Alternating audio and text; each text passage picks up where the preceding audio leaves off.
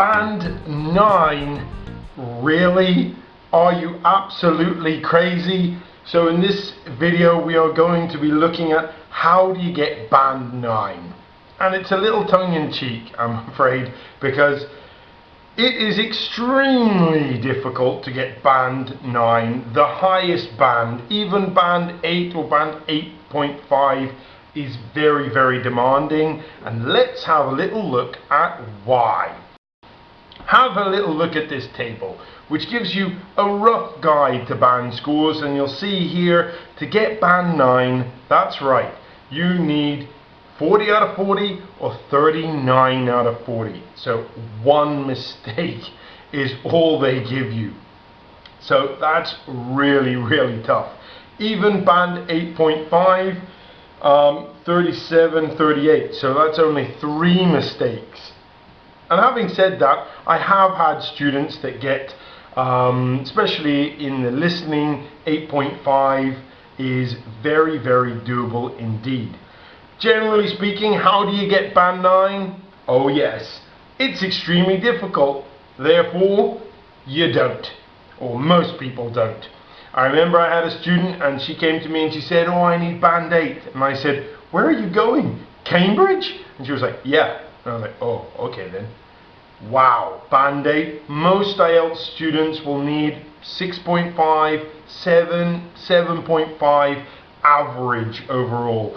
Obviously, if you need Band 9 average, that's never, ever, ever going to happen, because that is literally impossible. That's the reason why. However, having said that, as I was kind of saying, I think it is entirely possible to get a very, very high band score in your listening and your speaking. Band 8, Band 8.5, Band 9, I'd never like to say it, but certainly I've never had a student or heard of a student getting Band 9, but obviously there are students out there, and if you're one of them, please send us a comment and tell us, how did you do it, apart from just being a general badass. Alright? In writing, you need to be extremely talented. So some people out there, and as a teacher I see this all the time, some people just have a gift when it comes to writing. They've got it.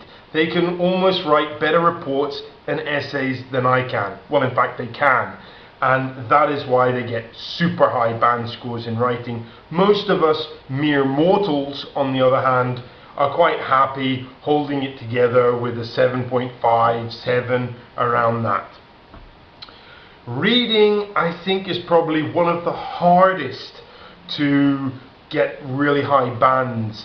And that's basically to do with time. They give you 3 academic texts that are tricky, have some quite challenging vocabulary, and you only really have 20 minutes to do, you know, each one. Plus a lot of the IELTS reading exercises, as soon as you make like one mistake, especially if it's labeling paragraphs, you don't just get one wrong. Maybe you put one in the wrong place, that's 2 wrong straight away. So it's very, very difficult to score highly in the IELTS reading, I think. Once again though, having said that, I will be giving you some tips. First of all, focus on scoring as highly as possible. Now, the reason why I say this is a lot of universities will say, oh, Band 6 or Band 5, and I see students, and a lot of the time they say, oh, you know, I only need Band 5, so that'll do. And really, I think that's the wrong attitude to have. If you do only need Band 5 or Band 6, which is very achievable, push yourself. Get higher than that. Why not do the best that you can possibly do? That's what you should be aiming for. Pushing the levels of your English and really trying to get up the band score. Don't just settle for some mediocre pass. Try and really nail this exam. Secondly, try not to be too results focused. There are many, many students that I speak to, and IELTS is one of those exams that, you know, inevitably is results focused, because when you're applying for a university, they say you need this band and or this band in the speaking and writing. And because of that, people just obsess about, you know, getting these band scores and only these band scores. And it's the classic kind of thing. If you're, you know, during your reading just thinking, oh, is this band 7.5, is it band 7.5, have I done it, is that right? If you're thinking like that, you're not actually really concentrating on what you should be concentrating on, which is doing the reading. You know, you can't always think about, it's like in another exam thinking about, have I passed, have I failed, how am I going to pass, how am I going to pass, how am I going to pass, how am I going to pass. If you're thinking like that, you're never going to do as well as you should. Try and take it easy. Yes, exams are stressful, but it doesn't mean you have to go completely psychotic.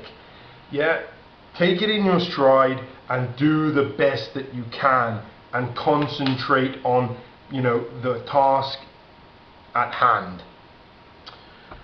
So, tips, here they are. Try to be consistent. IELTS, especially if you have been asked for an overall band, you know, where they add up all 4 of your bands. This is all about consistency.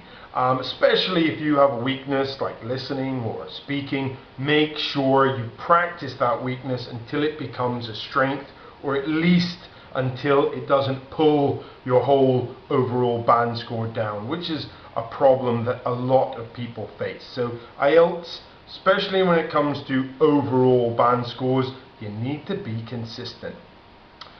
And this links with what I'm saying next. Work on those weaknesses.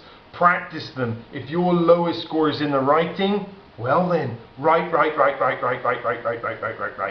Practice. Read those model answers, which we'll be talking about again in a minute.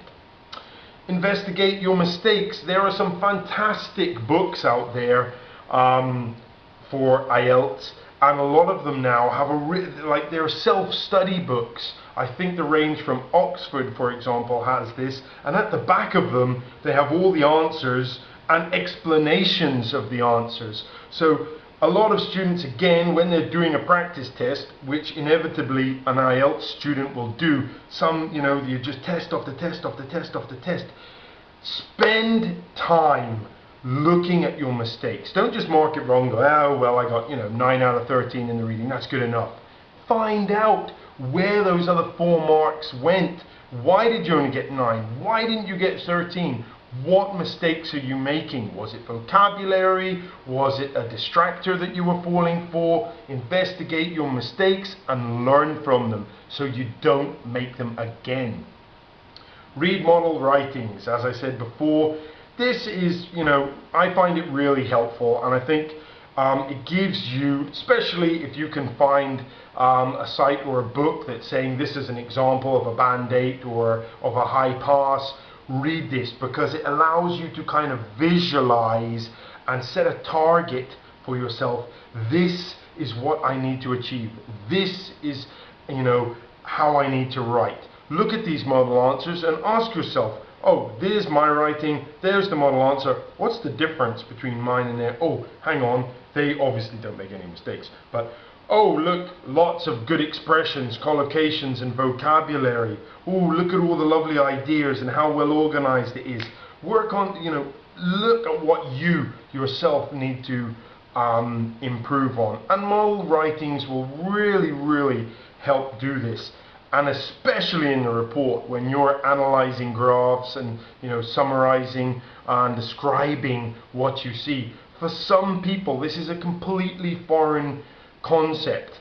In fact, for most of my students, it's a foreign concept, apart from one guy who was an economist, and he was like, woohoo, I love graphs, I love analyzing graphs. And I was like, really? Are you okay? And right enough, I think he actually did. He got 8.5 in his writing. That's just insane. But he loved it. Everybody else is kind of like, oh, describing graphs. Oh, no. So read model answers here, and it will really give you, ideas of how to organize your work and what is expected of you. So I hope this has given you something to think about. Yes, some of you may be perfectionists out there, but I think you really, really need to be kind of grounded here. Aiming for band 9, that's not really an option. Push yourself as high as you can. that should be enough. If you do want some more help with your writing, check out some more of our videos, and of course there are some speakings as well. Here it's part 3, an actual example, so you can, I think, listen to me doing one. I hope this video has been useful, and if there's any other videos you would like about IELTS, please put it in the comments and I'll customize it especially for you.